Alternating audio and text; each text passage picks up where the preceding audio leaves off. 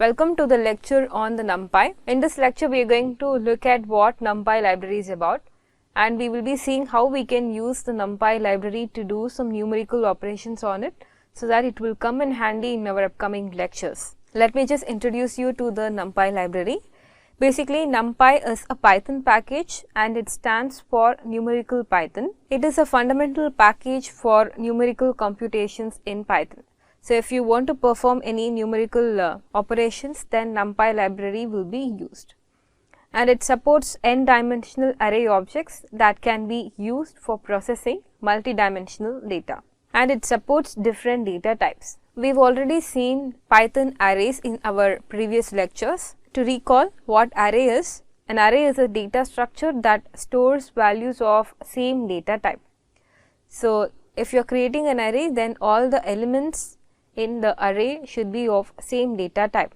We've also seen another container called list, which can contain values corresponding to different data types. But arrays in Python can only contain values corresponding to the same data type. So, we've already been introduced to what Python arrays are. In this lecture, we can see what are the advantages of using Numpy array. A Numpy array is a grid of values all of the same data type and is indexed by a tuple of non-negative integers, and Numpy is one of the core libraries for scientific computing in Python, and it also provides a high performance multi-dimensional array object, and using Numpy mathematical and logical operations on arrays can be performed. So, that is why we prefer using the Numpy arrays over built-in arrays in Python. So, in Python, the number of dimensions of the array is called as the rank of the array, and a tuple of integers giving the size of the array along each dimension is known as shape of the array. So, once you have an array with you, if you want to look at the shape of it, then it is going to give you a tuple of integers giving the size of the array along each dimension. As we know that Numpy provides a high performance multi-dimensional array object, and the elements in Numpy arrays are accessed using square brackets like the other arrays, and it can be initialized by using the nested Python list. But there are several ways to create arrays. For example, you can create an array from a regular Python list or tuple using the array function. I am creating a list which contains the values ranging from 1 to 6, and the name of the list is my list, and you can see the output that the values are enclosed inside the square brackets.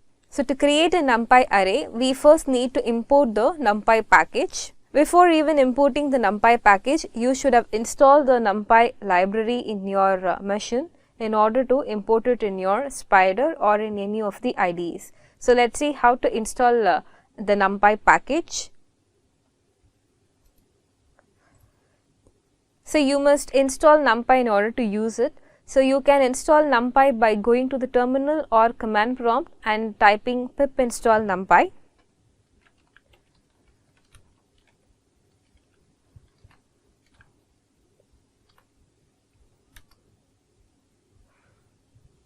So, this is how we install the Numpy library or any of the libraries that are required, but I am sure you would have already installed the Numpy library in order to use it. This is just a demo on how to install the library. Since I already have Numpy in the machine, it says requirement already satisfied. So, let us just go back to the IDE and start working on it. So, I am importing the Numpy library as NP. So, NP is just an alias to the Numpy library. So, whenever I am going to use any function or access any function from the Numpy library using a dot operator, then I am just going to refer it as NP, not as Numpy. So, once importing, you can call the numpy.array function. Basically, array is one of the function that is used to create arrays in Numpy, and I am using a dot operator to access that function from the Numpy library. Since I have imported it as NP, I am just using np.array, and the basic n-dimensional array is created using an array function in Numpy as follows. I am using the array function from Numpy library, and every Numpy array is a grid of elements of the same type, but Numpy provides a large set of numeric data types that you can use to construct arrays. So, Numpy tries to guess a data type when you create an array, but the function construct arrays usually also include an optional argument to explicitly specify the data type. So, if you see here, the first argument to the array function is myList, which has a list of values from 1 to 6, and the next argument is dtype is equal to integer, which specify that I am going to create an array with the data type integer. If you are not providing anything, it will automatically guess a data type when you create an array itself. But if you want to explicitly specify the data type, then this is how you should be doing it. So, I am creating an array using the array function from Numpy, and I am just printing it. So, the array is created now. So, now I am printing type of array. So, this basically gives you the data type of the object. If you print it, the output is class numpy.nd array, because Numpy's main object is the homogeneous multi-dimensional array. It will give you the type of array as numpy.nd array irrespective of the dimensions of your array. The next thing is len of array, which is going to give you the total number of elements in the array. So, the total number of elements in the array is 6, and you can also get the number of axes of the array by giving ndim, which stands for number of dimensions of the array, that it says 1, because you have only one dimension to it, that it means that you have only one axis to your array. So, now let me just check the dimension of the array. So, dimension of the array is going to give you an output of tuple of integers indicating the size of the array in each dimension. We know the dimension of the array is 1, and let us just check the size along each dimension. So, automatically you will have a vector when you create an array. So, you will have 6 rows with 1 column, that is why you have 6 comma and nothing. But the shape of an array can be changed with various commands. I am going to use a command called reshape, that is going to be used to reshape your array. But you note that the following command will return only a modified array, but it is not going to change the original array at all. So, let us see how we can use the reshape function. So, 3 comma 2 represents the, it is going to reshape the column with 3 rows and with 2 columns.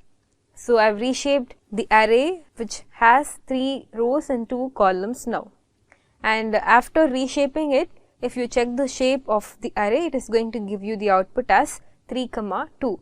We have reshaped the array as with the dimension 3 comma 2.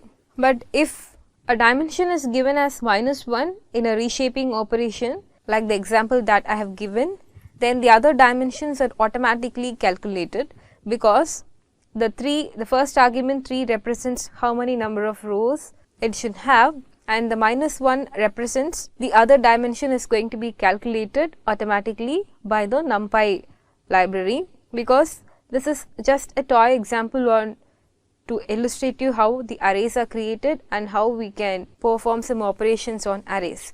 But if you are dealing with a large set of array, then in that case you are not sure about the dimensions of your array, and then if you just want to reshape it according to your desired dimension, then you can just use -1 as any one of the dimension, because in order to use reshape, at least you should be specifying one dimension exactly, and the other dimension can be calculated automatically by the Numpy array once you fix -1. So, here I have fixed -1 along the column dimension. So, you will have 3 rows and 2 columns. This has been calculated according to the size of your array. Then, so basically it depends on the number of elements that the array consists of. Since I have 6 values, I have just given it as 3. So, it is going to reshape it as 3 comma 2. So, that is what it has. But now if you check the dimension of your array using ndim, it just says as 2, because you have 2 axes to the array now, one is row and one is column. So, the dimension of the array is 2. So, we can also initialize the Numpy arrays from nested Python list as well. So, initially we had only one list as an argument to the Numpy array, but here I am going to create a Numpy array from nested Python list. For that I have created 3 sets of lists having few numbers to it. So, I have 3 lists, mylist2, mylist3, mylist4.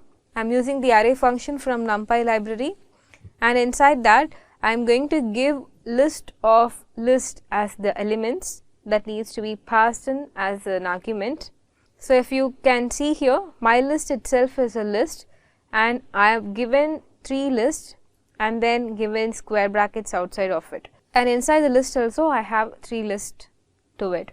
So if you just print it, it is going to give you the output like this. So you've created an array called mul_arr which has some values to it.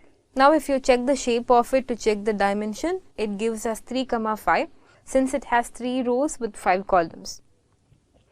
And you should be able to reshape your multi-dimensional array as well using the reshape function, and I am just reshaping the multi-dimensional array as 1, 15 so that I can have the array values in single row with 15 separate columns. And then we are going to look at some of the attributes that you can fetch from your NumPy. So I have just created an array called A which has 2 lists to it. So it has 2 rows and 3 columns. That is the shape of the array.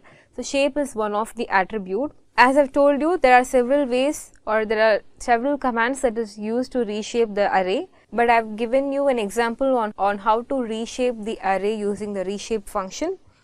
Here there is another method which you can use to reshape the n-dimensional array, because a.shape basically gives you the dimension of the array, and I am just passing a tuple which contains some integer and which also describes the dimension of the array as the input. I have reshaped my array with the dimension 3, 2. So now the reshaped array is given here, and I have also mentioned how to reshape the array using the reshape function. You will also be able to create a sequence of values and then create it as an array using the range function.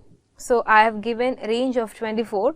So it is going to give me a sequence of values starting from 0 to 24 as a range. But the downside to use the range function is you won't be able to see what are the values that are there under the created range.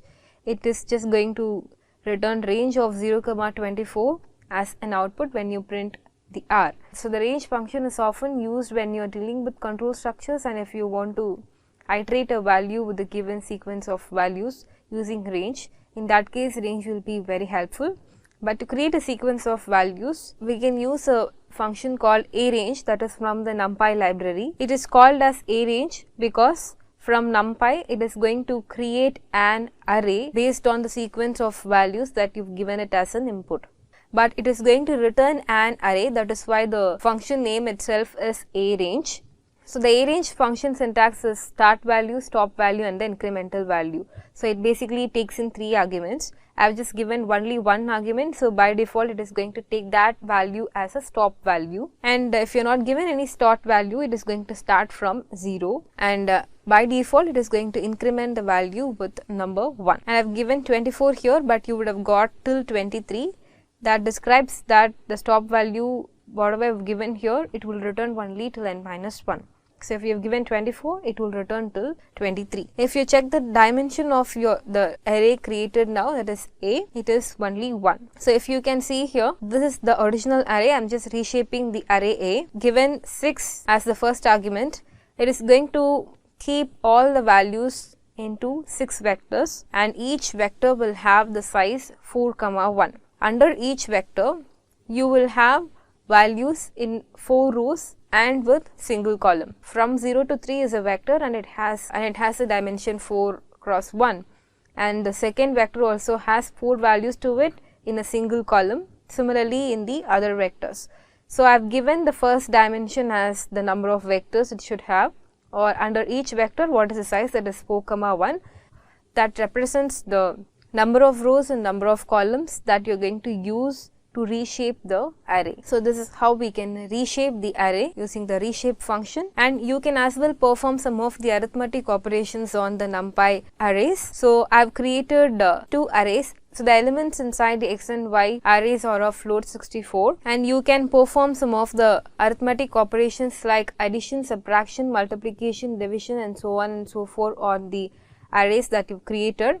So let me just take you through one example on each. So first we are going to see add. So the numpy.add performs the element wise addition between 2 arrays, and the syntax is just you can use the add function, and inside the function you can specify the two arrays that is going to be used to do the addition, and you can do that, or you can do the element wise addition using the plus operator as well. So I am illustrating the addition using both plus operator and using the add function. So as I have mentioned earlier, it is going to do the element wise addition. So the first element of the array A, that is 1. So the first element of the array X, that is 1, and the first element of the array Y, that is 5, will get added. 1 plus 5 would be 6. So that is the output that you are seeing here. So similarly, it does the element wise addition on all the cases. And you have two output for one plus operator and for one using the np.add function.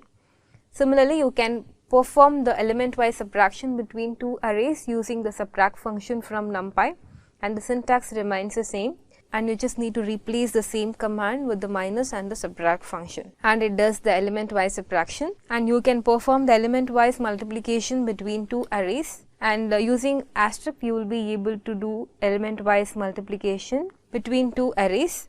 But if you want to get the dot product of two arrays, then you can use the function called dot. X dot of y is going to give you the dot product of the two arrays x and y, and you can use the dot function either by applying it on one array and then using it on the other array, or you can just use np dot dot, and inside the function you can just give the two desired arrays that needs to be multiplied. And similarly, you can also perform the division between the two arrays, that is x and y, by using the slash operator or by using the divide function from Numpy library. So all of the addition, subtraction, multiplication and division using the required commands is going to do the element wise operation between two arrays.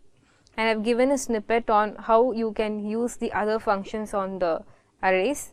I have given the function name in the first column, and I have just also added the description along with that. And you can refer to it basically in order to explore more functions that we can perform on Numpy arrays. Then we are going to perform some operations on Numpy arrays. The first thing is sum. So using the dot sum from the Numpy library returns the sum of all array elements or sum of all array elements over a given axis. So the syntax is numpy dot sum, and the first argument is the array, desired array, that is going to be used. The next one is axis. So let's see how we can use this function. So I am just printing np dot sum of x. If you can look at here, I am accessing the function sum from the Numpy library, and inside the function I have just given only one argument, that is x, which is the array that we have already created, and I have not given any axis value. So by default the axis is none, so it is just going to compute the overall sum of the array x. So I have printed the output of x. So this is what the array x contains, and by using np.sum on x, it computes the overall sum of the array x, 1 plus 2 plus 3 plus 4. But if you are providing a value in the axis argument, then it is going to perform accordingly. So the axis values can either be 0 or 1. So the 0 represents performing the operation on rows, and the 1 represents performing operations on columns. For example, it computes the sum of each column on the array x. For example, I have given axis is equal to 0, then it is going to take the value from the first row and then value from the second row. Though it is going to hop across the rows, it is just going to give you the sum of each column. So if you see 1 plus 3, it gives you 4, and 2 plus 4 is 6. So it basically, if you give axis is equal to 0, it computes the sum of each column, and by giving axis is equal to 1, it computes the sum of each row. So the each row sum will be calculated by hopping across the columns. That is why I have given 1. That is 1 plus 2 will be 3, and 3 plus 4 will be 7. So similarly, you will be able to use any Python built-in functions like mean, median instead of sum. You can explore more on that, and you will also be able to perform the other functions that you have already created on the Numpy array as well. In this lecture, we have seen what is the advantages of using the Numpy arrays over the built-in Python arrays, and in the upcoming lectures we will be seeing how these NumPy arrays can be used to perform the mathematical and logical operations on multidimensional data. Thank you.